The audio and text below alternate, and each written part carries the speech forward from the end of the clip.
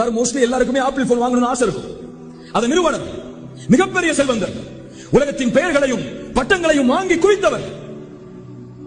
அவர் மரணமாகக்கூடிய தருவாயில் அவர் சொன்ன செய்தி என்ன தெரியுமா?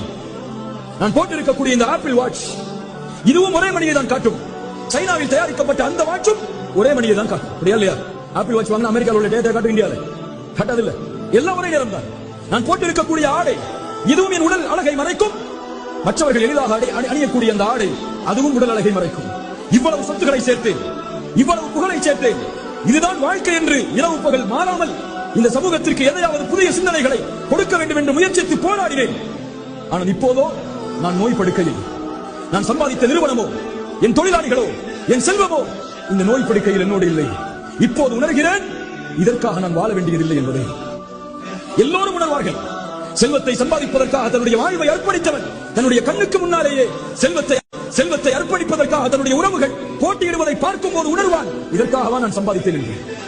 புகழையும் பட்டங்களையும் பெறுவதற்காக தன்னுடைய வாழ்வை அர்ப்பணித்தவன் உணர்வான், இதற்காகவா நான் வாழ்ந்தேன் என்று.